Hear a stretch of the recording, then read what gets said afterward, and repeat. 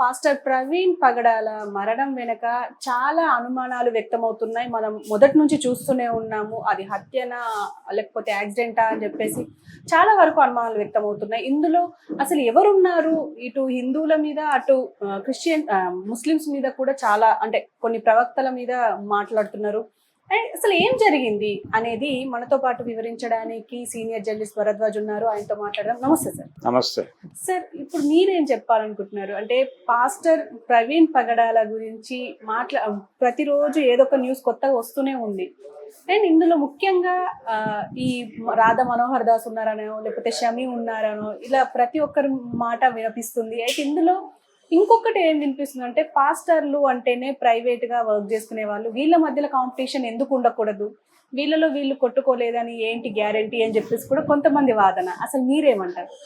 అంటే పాస్టర్ అనే పదంకి అది గ్రీకు పదం. పాస్టర్ అనగా సంఘ పెద్ద అని అర్థం. సంఘ పెద్ద అంటే తను ఒక సంఘాన్ని నమ్మకస్తుల కూడిక అంటారు. నమ్మకస్తుల్ని కూర్చోబెట్టి, నమ్మకస్తులు అంటే క్రీస్తు యందు నమ్మకం ఉన్న వాళ్ళని ఒక చోట కూర్చోబెట్టి వాళ్ళకి బైబిల్ ప్రవచనాలు చెప్పడమే వీళ్ళ పని, అంతకు మించి వేరే ఏం లేదు. అయితే వీళ్ళు ఒక చర్చితో లింక్ అయి ఉంటారు, లింక్ కాకుండా కూడా ఉంటారు. ఏదైనా సువార్థికులు. ఇక్కడ రెండు పదవులు ఉంటాయి జనరల్గా. ఒక అతనేమో బోధకుడు ఉంటాడు, ప్రీచర్ అంటారు అతను. పాస్టర్ అనే అతను ఇతను ఆర్గనైజ్ చేస్తాడు, జనాల్ని ఆర్గనైజ్ చేసేవాడిని పాస్టర్ అని, అక్కడికి వచ్చిన వాళ్ళకి బోధ చేసేవాడిని బోధకుడని. వీళ్ళిద్దరూ కీలక పాత్ర పోషిస్తారు ప్రతి మీటింగ్లోనూ. కాబట్టి ఇక్కడ ప్రైవేటు పాస్టర్లు అలా ఉండదు. అంటే ఇండిపెండెంట్ పాస్టర్ అంటారు, ప్రైవేటు ఇండిపెండెంట్. స్వతంత్రంగా తను దైవవాక్యాన్ని ప్రజల్లోకి తీసుకెళ్ళటం కోసం ఒక ప్రయత్నం చేసే సంఘ పెద్ద అయి ఉంటాడు. అయితే ఇక్కడ రోజు రోజుకి రకరకాల అనుమానాలు రేపుతున్నారు. ఎవరు రేపుతున్నారు? ఒక డైలాగ్ మొదటి నుంచి కూడా ప్రవీణ్ పగడాలది హత్య అని మాకు అనుమానంగా ఉంది అని క్రైస్తవ సంఘాలు ఆరోపిస్తున్నాయి. ఆయనది సహజ మరణము లేకపోతే యాక్సిడెంటు అని మేము అనుకోవడం లేదు, కాబట్టి దాని మీద మాకు ఒక దర్యాప్తు జరిపి విషయం చెప్పండి అని అడుగుతున్నారు. ఆ విషయం చెప్పడానికి ఎందుకు మొహమాట పడుతున్నారు? పోస్ట్ మార్టం రిపోర్ట్ ఇప్పటి వరకు ఎందుకు బయట పెట్టట్లేదు? 29వ తారీఖు అన్నారు, ఈరోజు చెప్తామన్నారు, ఇప్పటివరకు ఏం లేదు. ఎందుకు ఇంత డిలే అవుతోంది? అది ఎప్పుడో తయారైపోయింది, దానిలో మార్పులు చేర్పులు చేస్తున్నారు అని ప్రపంచం మాట్లాడుకునేదాకా ఎందుకు తెస్తున్నారు? ఒకవేళ పోస్ట్ మార్టం తేడా అయితే నేను శవాన్ని బయటకు తీసి మళ్ళీ రీపోస్ట్ మార్టం చేయమని డిమాండ్ చేస్తా అని హర్షకుమార్ మాట్లాడుతున్నాడు. అక్కడ దాకా ఎందుకు పరిస్థితిని తీసుకెళ్తున్నారు మీరు అనేది. అంటే మీరు డిలే చేసే కొద్దీ మీరు విషయాలని దాచే ప్రయత్నం చేస్తున్నారేమో అని ప్రపంచం అనుకుంటుంది. అనుకోవడానికి అవకాశం ఉంది కదా. ఉన్నప్పుడు మీరు ఎందుకు చేస్తున్నారు? హోంమంత్రి గారు ఏం మాట్లాడారు ఆ రోజు? ఇన్సిడెంట్ జరగగానే ఆవిడ మీడియా ముందుకు వచ్చి ఏం మాట్లాడారు? విషయం మాకు అర్థమవుతోంది, దయచేసి దీనికి మతపు రంగు పూయకండి, దీని మీద తొందరగా నివేదిక బయట పెడతాం. అంటే సందేహాలు వ్యక్తమైనాయి బయట నుంచి, అంటే క్రైస్తవ సంఘాల నుంచి ఇది హత్య అనేటువంటి అనుమానాలు వచ్చినాయి, మా దృష్టికి కూడా వచ్చినాయి. అందుకని ఆ అనుమానాలను మేము క్లారిఫై చేయదలుచుకున్నాం, ఆ దిశగా ప్రయత్నం చేస్తున్నాం. అది కూడా ఎక్కువ టైం తీసుకోము అని చెప్పి కొవ్వూరు డిఎస్పీ నాయకత్వంలో ఏదో సిట్ చేస్తున్నాం, దానికంటే ముందే క్లారిటీ ఇస్తాం, ఇలా ఏవేవో మాట్లాడారు ఆవిడ. కానీ ఏది కూడా వర్కౌట్ అవ్వట్లా. కానీ యువతల వాళ్ళ అనుమానాలు అయితే పెరుగుతున్నాయి. ఈ లోపు దీని చుట్టూ రకరకాల ఇతర వార్తలు ప్రచారం చేస్తున్నారు. ఆ ఇతర వార్తల ప్రచారం చేయటము, ఇవి డిలే అవ్వటము, ఈ రెండూ కలిపి ఇది హత్యే అనే విషయాన్ని దృఢపరుస్తున్నాయి. ఎందుకంటే ఒకరోజు వైసీపీ వాళ్ళ ప్రమేయం ఉందేమో అని ఒక స్పెక్యులేషన్. రెండో రోజు పాస్టర్ల మధ్య ఉన్నటువంటి గొడవల వలన, వాళ్ళ ఇంటర్నల్ గొడవల్లో వాళ్ళే చంపేసి ఉంటారేమో అనేది ఒక సందేహం. ఇలా 100 రకాల సందేహాలు ఏదో ఒక ప్రసార మాధ్యమం ద్వారా ప్రజల్లోకి పంపు చేయటం కోసం ప్రయత్నాలు జరుగుతున్నాయి.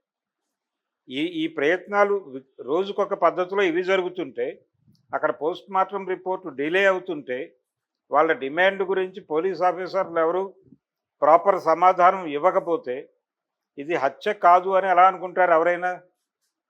ఇది డెఫినెట్గా హత్యే. హత్య కాబట్టే ఇన్ని డ్రామాలు నడుస్తున్నాయి ప్రపంచంలో.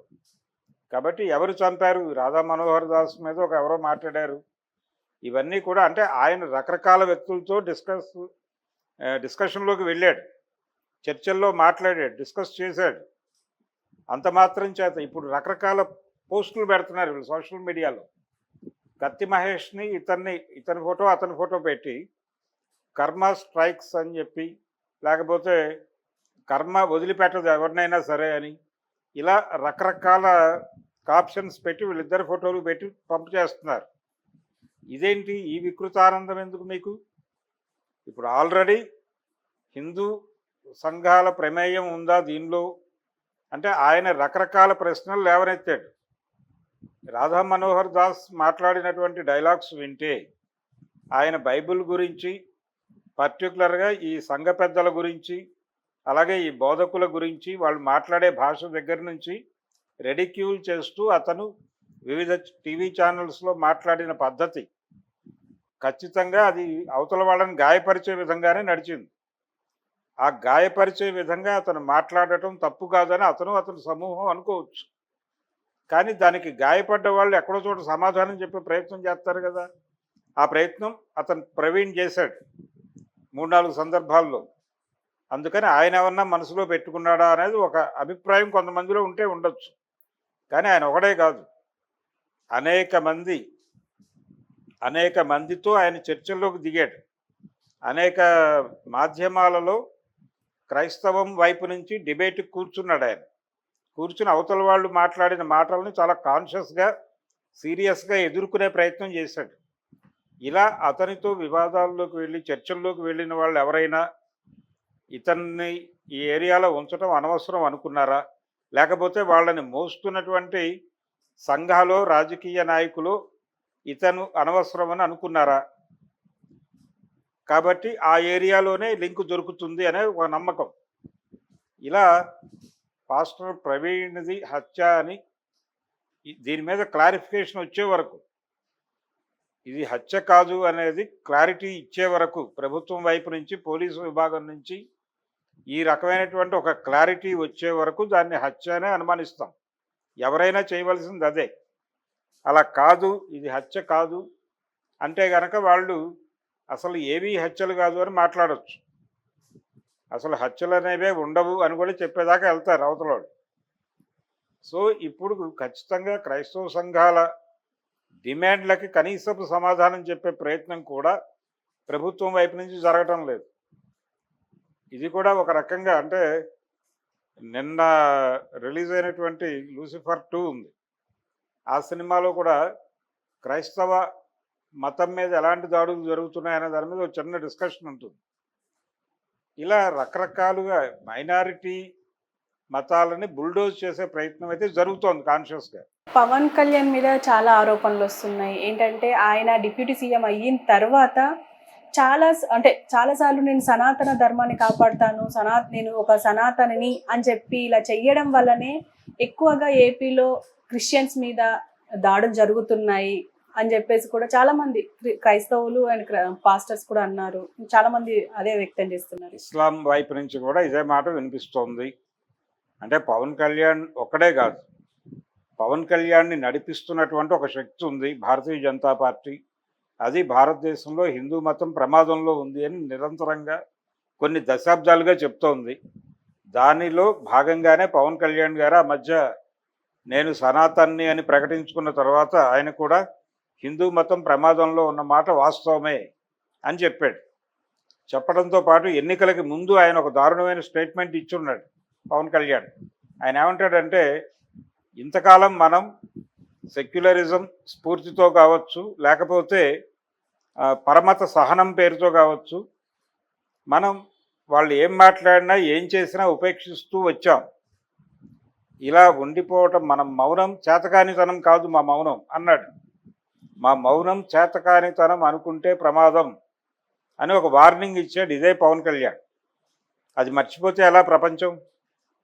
అందుకని ఆయన మైనారిటీలకు ఇచ్చిన వార్నింగ్ను పట్టుకుని ఆ యాంగిల్లో ఇప్పుడు ఇది హత్య కాదా అనే వైపు చూస్తే ఒకవేళ హత్య పోలీసులకి జరిగిన తర్వాత తెలిసి జరిగిందా అనేది కూడా ఒక డౌట్. చంపిన వాళ్ళు ఎవరైనా కావచ్చు, కానీ పోలీసులకు కూడా ముందే సమాచారం ఉండుండొచ్చు దీని మీద. అంటే ఒక రకంగా స్టేట్ స్పాన్సర్డ్ మర్డరా పగడాల ప్రవీణ్ది అనే సందేహం వచ్చే విధంగా ఇప్పుడు ప్రకటనలు కనిపిస్తున్నాయి. అది ఎవరి ప్రకటన అయినా కావచ్చు, అధికారంలో ఉన్న పార్టీ తాలూకా నాయకులు లోకేష్ కావచ్చు, మరొకరు కావచ్చు, వీళ్ళు ఈ అంశం మీద మాట్లాడుతున్న పద్ధతి, ఆలోచిస్తున్న పద్ధతి, ప్రకటనలు వెలువరిస్తున్నటువంటి పద్ధతి చూస్తే వాళ్ళకి కాన్షియస్గా తెలిసే జరిగింది అనేది ఎస్టాబ్లిష్ అవుతోంది. అందుకని దీని మీద రకరకాల డౌట్లు ఉన్నాయి. వీటిని క్లారిఫై చేయడానికి ఒక మహత్తరమైన అవకాశం ఉన్నప్పటికీ ఎందుకు చంపుతున్నారు? పోస్ట్మార్టం రిపోర్ట్ తీసుకొచ్చి రోడ్డు మీద పెట్టి ఇదిగోనాయా ఇది పరిస్థితి, మీరు అనవసరంగా గొడవ చేస్తున్నారంటే సరిపోతుంది కదా. ఎందుకు ఆలోచిస్తున్నారు, ఎందుకు ఇంత లాగుతున్నారు దాన్ని అంటేనే అక్కడ ఏదో మ్యానిపులేషన్ జరుగుతోంది అనేది డౌట్ ప్రపంచానికి. వీళ్ళెవరికి యాక్సెస్ ఉండదు, వాళ్ళకి అధికారం యాక్సెస్తో ఉంటుంది కాబట్టి వాళ్ళు వెళ్ళిపోగలిగారు. అలాగే వాళ్ళ దగ్గర క్యాడర్ కూడా రెడీగా ఉంటుంది కాబట్టి వాళ్ళు ఏదైనా ఆర్గనైజ్ చేయగలరు. అంత మాత్రం చేత వాళ్ళు చెప్పిందే నిజం అనుకుంటే అలాగా, చెప్పిందే నిజం మోకకి అయ్యే అవకాశం లేదు. కాబట్టి దీని మీద ఇదంతా ఆషామాషిగా తీసేసే విషయం అయితే కాదు. ఆ పాస్టర్ని హత్య చేయటమే ఒక రకంగా ఆయన సహజ మరణం అని నేనైతే ప్రస్తుతానికి అనుకోవడం లేదు. ఒకవేళ పోలీసుల నివేదికలో నిజంగానే అది ఆత్మహత్య అని తేలితే, ఆత్మహత్యో లేకపోతే యాక్సిడెంటో అలా ఏదైనా తేలితే, అంటే తాగేసి డ్రైవ్ చేస్తున్నాడని కూడా మాట్లాడుతున్నారు. తాగేసి డ్రైవ్ చేస్తూ తనే పడిపోయాడు అని. కానీ ఇక్కడ కర్రలు ఉన్నాయి, అతను తలకి కొట్టారు ఎవరో అనేది కూడా ఒకటి ఉంది. దాని మీద క్లారిటీ ఇవ్వట్ల, ఆ విమర్శ ఒకటే సర్క్యులేట్ అవుతుంది. ఇలా 100 సందేహాలు ఉన్నాయి ఆయన మరణం వెనకాల. ఈ 100 సందేహాలు నివృత్తి కానంత కాలం దాన్ని హత్యగానే పరిగణించాల్సి ఉంటుంది. Okay sir, thank you. Thank you.